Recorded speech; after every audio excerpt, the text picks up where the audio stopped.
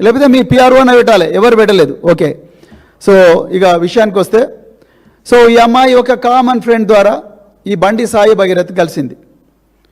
ఎంత ఘోరమయ్యా అంటే కేంద్ర హోంశాఖ సహాయ మంత్రి కొడుకు ఈ అమ్మాయితోని చాటింగులు, ఈ అమ్మాయితోని విపరీతంగా మానసికంగా వేధించడం, ఈ అమ్మాయి మీద 3 సార్లు అత్యాచార యత్నం చేసినట్టుగా మాకు వస్తున్న సమాచారం.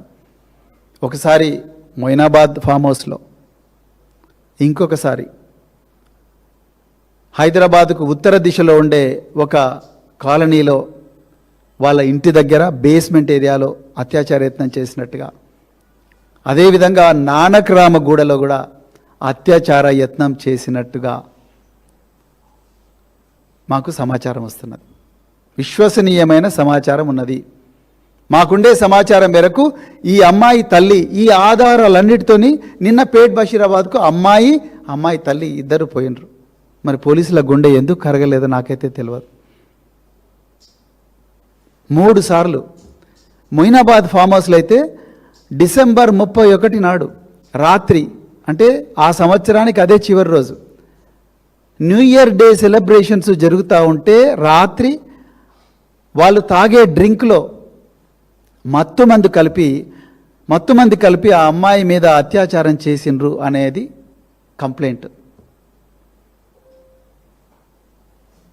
ఒక కేంద్ర హోంశాఖ సహాయ మంత్రి కొడుకు మొయినాబాద్ ఫామ్ హౌస్లో ఒక మైనర్ బాలిక మీద అత్యాచారం చేస్తుంటే ఈ రాష్ట్రంలో ఉండే ఇంటెలిజెన్స్ యంత్రాంగం, పోలీస్ యంత్రాంగం ఏం చేస్తున్నది?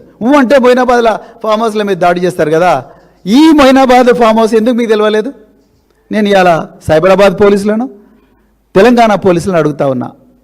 అంటే ఆయన కేంద్ర హోంశాఖ సహాయ మంత్రి అయినందుక, లేకపోతే బండి సంజయ్ గారికి, కిషన్ రెడ్డి గారికి, రేవంత్ రెడ్డి గారికి అవినాభావ సంబంధం ఉన్నందుక?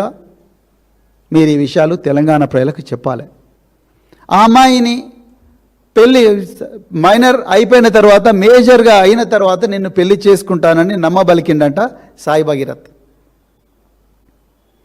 సో ఇప్పుడు నాకు నువ్వు అవసరం లేదన్న వెంటనే ఆ అమ్మాయి 2 సార్లు, ఒకసారి ఉరేసుకోవాలని ప్రయత్నం చేసిందంట, 2 సార్లు చేయి మీద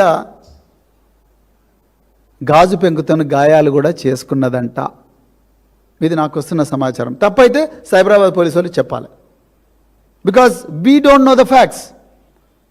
I got the information through my own sources. నాకుండే విశ్వసనీయ వర్గాల మేరకు నాకు వచ్చిన సమాచారం. తప్పైతే మీరు తప్పని చెప్పాలి. దాని తర్వాత ఇది ఈ విధంగా ఉండగా, మరి ఒక V6లో పనిచేసిన ఒక జర్నలిస్టు ఇటీవలే ఆయన బీజేపీలో జాయిన్ అయ్యాడు. ఆయన బండి సంజయ్ గారితో మాట్లాడి బండి సంజయ్ గారి దగ్గరికి ఈ అమ్మాయి తల్లిదండ్రులను కూడా తీసుకొని పోయిండంట.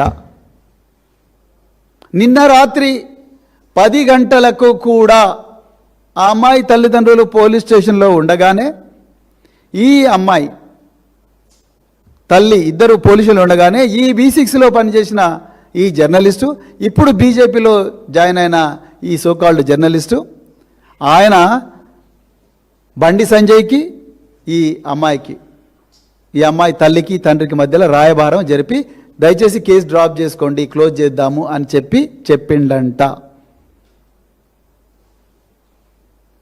అదేవిధంగా మరి బండి సంజయ్ గారి ప్రోద్బలం మేరకే నిర్మల్లో ఏప్రిల్ నెలలో ఒక కేసు బుక్ అయింది ఈ అమ్మాయి మీద, ఈ అమ్మాయి తల్లిదండ్రుల మీద. నేను మళ్ళీ చెప్తున్నా, వీళ్ళు ఎక్స్టార్షనిస్టులు వెళ్తే వీళ్ళు బెంచ్ కార్లల్లో లేకపోతే ఫార్చ్యూనర్లో తిరగరు. అది 50,000కి ఆశపడరు. 50,000 ఇచ్చినట్టుగా ఆధారాలు కూడా చూపించాలి. ఆయన జీపేనో, ఫోన్పేనో, గూగుల్ పేనో, లేకపోతే పేటీఎమ్మో, ఏదో ఒకటి బ్యాంక్ నుంచి బ్యాంకు ట్రాన్సాక్షన్ ఏంటో, క్యాష్ అయితే ఎక్కడి నుంచి క్యాష్ డ్రా చేసిండు అవన్నీ చూపించాలి. ఎవరు? బండి సాయి భగీరథ్. అవన్నీ ఇయ్యలే, బట్ట కాల్చి మీద పడేసిండు అమ్మాయి మీద. ఆ విధంగా మరి ఈ అమ్మాయి మీద చేసింది. ఇక వీళ్ళు సైబరాబాద్ పోలీసులు నాకు వస్తున్న సమాచారం మేరకు ఒక క్రైమ్ రిజిస్టర్ చేసిండ్రు. ఏం సెక్షన్ల కింద రిజిస్టర్ చేసిండ్రంటే 684/2026 అనే క్రైమ్ నెంబర్తోని పేట్ బషీరాబాద్లో ఒక కేసు రిజిస్టర్ చేసినట్టుగా